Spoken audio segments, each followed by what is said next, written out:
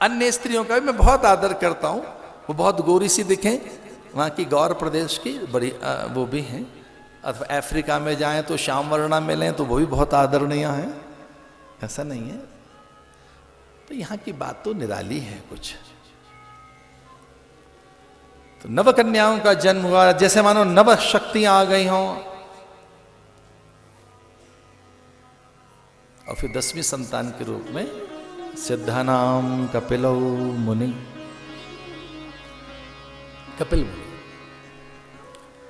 नौ कन्याओं का जन्म हो गया, अपने अपने घर चली गई। विवाह करने के बाद ऋषियों से उनके विवाह कर दिए गए। अनसुईया का विवाह अत्रि से कर दिया गया। अब घर तो सूना हो गया, घर तो में कोई है नहीं।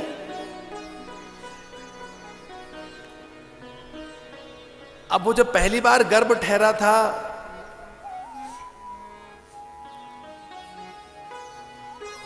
देवहूति को, तो वो मां से प्रार्थना कर रही थी कि हमारे घर में बेटा ना हो जाए, क्योंकि हमारे पति का संकल्प है पुत्र को देखकर ही वो सन्यासी बनेंगे।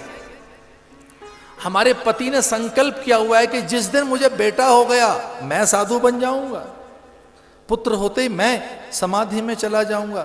तो पराम्बा से वो कहती है, मां हमारे घर बेटा ना होने पाए। तो ऐसे 9 बार जब संतान हुई तो 9 बेटियां हुई, और वो चली गई सब ससुराल। अब घर सूना है। तो मां से प्रार्थना करने लगी, मां अब तक तो मैं ना कहती रही कि हमारे घर पुत्र ना आए, पर अब मैं हां कह रही हूं, पुत्र आ सकता है। वो मां की उपासक क्या थी, अब बेटा आ सकता है, लेकिन बेटा कैसा आए, सिद्ध पुरुष, मुक्त पुरुष। ऐसा पुत्र आना चाहिए जो परम पुरुष हो, मुक्त पुरुष हो, ऐसा पुरुष जो सनातन पुरुष हो। वो पुरुष आए जो हमें मुक्त करे, वो नाम के नरक से हमें त्राण दे। ऐसा पुत्र चाहिए, परम पुरुष चाहिए। तो पूछा अपने पति से कि अब हम संतान करेंगे, 10वीं संतान के लिए हमारा उद्योग होगा, तो हम किसका ध्यान करें। करदम ने कहा, मेरा संकल्प है कि हम नारायण का ही अवतरण करेंगे। तो 12 साल लगातार व्रत किए उन्होंने। थोड़ा ध्यान से सुनना कथा। उत्तम कोटि की संतान के लिए 12 साल तक उन्होंने दूर्वा का रस पीकर, और जो फल गिर जाते थे वृक्ष से नहीं उतारे उन्होंने, पेड़ से फल नहीं लिया, जो नीचे पड़े हैं वो वृक्ष के फल, फूल, कंद, वो वहां की दूर्वा का रस पीकर सच्चिदानंद की उपासना की। तुलसी बाबा लिखते हैं, तुलसी बाबा की इस चतुर चौपाई में मनो शत्रुपा के तप की चर्चा है।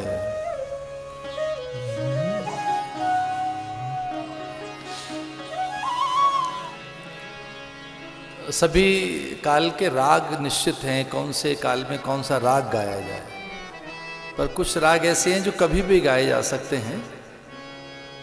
उनमें कोई एक ऐसा राग जिसे सदा सुहागन राग कहते हैं, उसका नाम है भैरवी, जो अभी आप सुन रहे थे। ये भैरवी राग ऐसा है कि कभी भी गाया जा सकता है। तो कोई हमसे पूछ रहे थे कि कोई और भी ऐसा राग है, तो मैंने कहा एक राग और है, उसका नाम है राम राग। राम राम कभी गाया जा सकता है। कृष्ण राग, इनसे ना नियंत्रण होता है, द्रव्यों का नियंत्रण होता है, स्वर से नियंत्रित होते हैं द्रव्य, केमिकल्स जिसे कहते हैं। क्योंकि काम एक रस तो है भाई, उसे नकारा तो नहीं जा सकता। पुरुषार्थ है वो, धर्म, अर्थ, काम, मोक्ष, उसकी एकदम निंदा तो नहीं की जा सकती। काम की आप निंदा कैसे कर सकते हैं, उसे नकारा नहीं जा सकता काम से। काम से ही तो सृष्टि है। काम बहुत बड़ा रस है, ऐसा नहीं है काम में रस नहीं है, काम में एक रस तो है, लेकिन शास्त्र कहते हैं कि राम रस से बड़ा वो रस नहीं है। एक बार राम रस आ जाए, कृष्ण रस आ जाए, एक बार भक्ति का रस आ जाए, तो ये फिर फीका सा लगने लगता है। पर जब तक राम रस ना आए आपके जीवन में, भक्ति का रस ना आए, तब तक ये प्रचंड रहता है और बड़े बड़े शूरमा इसे जीत नहीं पाते। आप इसे नकार नहीं सकते, उसी से तो आप पैदा हुए हैं, इनबिल्ट, बाय डिफॉल्ट है आप में वो। कहां से निकालोगे उसे? आप काम कैसे निकाल सकते अपने भीतर से? बाय डिफॉल्ट है वो, तो इनबिल्ट है पहले से ही आप में। आप काम से तो पैदा हुए हैं, काम के जगत में रहते हैं, कामनाएं आपके आसपास हैं, काम भुक आप हैं, काम की उत्पत्ति है, काम का ही तो उत्पाद हैं आप, और हैं क्या? काम माने कामना, सुख वासना, ऐषणाएं, इनसे मुक्ति मिलेगी। ये तो सन्यासियों में है, पुत्रेषणा, जैसे संसारियों में वैसे हमारे भीतर है शिष्येषणा। आपको बेटा चाहिए, हमको भी चाहिए अच्छा चेला, शिष्येषणा। ये पुत्रेषणा आप में तो हम में भी तो है, शिष्येषणा, हमको भी तो अच्छा साधु चाहिए। हमारे मठ मंदिर संप्रदाय विद्या मंत्र, ये सिद्धांत, ये ग्रंथ, ये कथा, उत्सव, यज्ञ और अनेक प्रकार के दैवीय अनुष्ठान, उनकी पूर्ति कौन करेगा?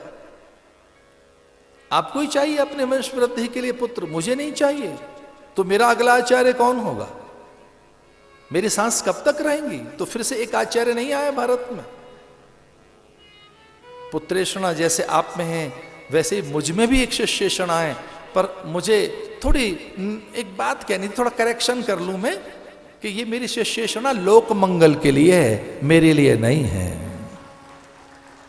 ना ना ना, ये मंत्र और परंपरा, सिद्धांत और ग्रंथों के रक्षण, संवर्धन, पोषण के लिए है। ये केवल परिवार और उसके कारोबार को संभालने के लिए नहीं, बही खाते देखने के लिए नहीं। ऐषणा एक वित्तेषणा, भाई धन आपको भी चाहिए तो वो तो इधर भी चाहिए, यज्ञ याग के लिए।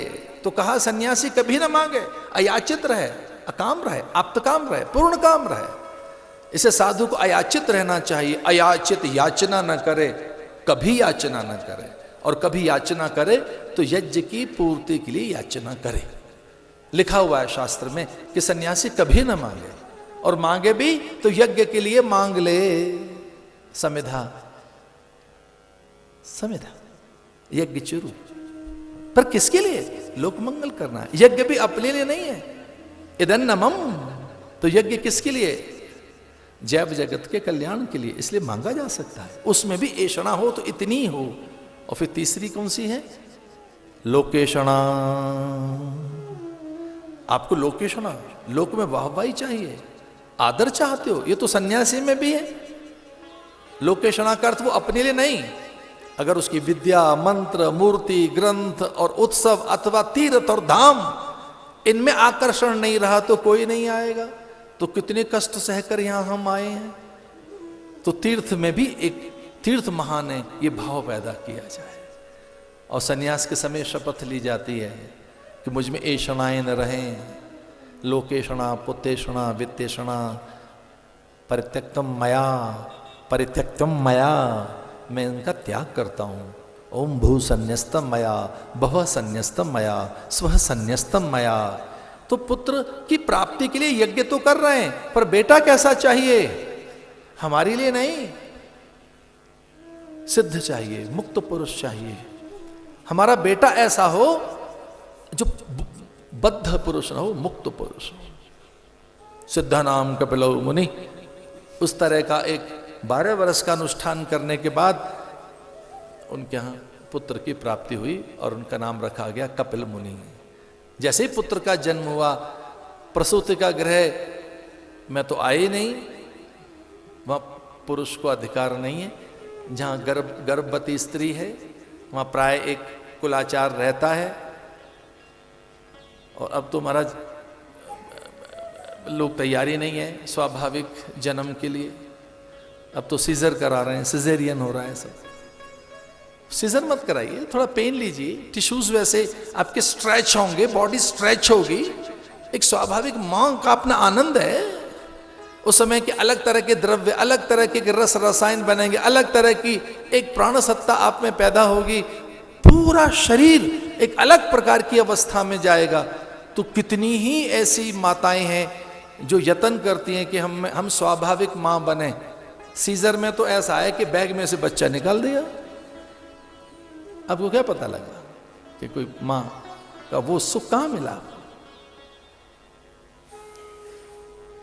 तो वो प्रसूति का ग्रह में जब प्रसव पीड़ा हो रही थी तब वो माला लेकर बैठ गए कि भगवान का आगमन हो रहा है। और जैसे ही प्रमोदन के स्वर कानों में आए, प्राय जब महापुरुषों का जन्म होता है तब उनके रोदन में भी प्रमोदन होता है।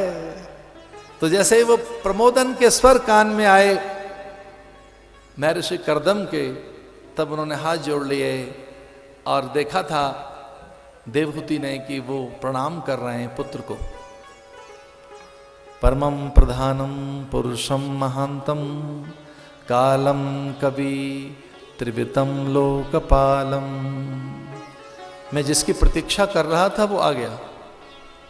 लोकपालों का भी जो स्वामी है, जो 14 भवनों का स्वामी है, जो गुणातीत है, कल्याण है, कल्पांतकारी, सदा सज्जनानंद दाता पुरारी, चिदानंद संदोह मोहापहारी, वो शिव भी इसी में है, विष्णु भी इसी में है, वो परत तत्व गणेश भी इसी में है, वह प्रधान पुरुष इसी में है। परमम प्रधानम पुरुषम महांतम। अरे वो प्रधान पुरुष आ तो गया, वो महंत आ गया जिसमें सारी महानताएं शुभताएं छिपी हुई हैं। ये महंत शब्द हमारे यहाँ मिलता है साधुओं में। महंत, श्री महंत, मंडलेश्वर, महामंडलेश्वर, और फिर एक ये आपके सामने बैठा है आचार्य महामंडलेश्वर। ये हमारे यहाँ मिलते हैं, सारी हायरार्की है हमारे यहाँ। ये बड़ा अद्भुत खेल तमाशा है हमारा भी। एक दुनिया है बाबा बाबाओं की। महंतम बड़ा शब्द है ये, महंत। जानते हो क्या है महंत का अर्थ? सारी महिमा जिसके पास है। सांसारिक लोकेशणाएं, पुत्रेषणा, वित्तेषणा का जहां अभाव है, जो महान पुरुष है, जिसके स्वप्न में भी राग द्वेष ठहर नहीं पाते, स्वप्न में भी उसमें कोई कहीं राग नहीं रहता, वो महांत पुरुष है।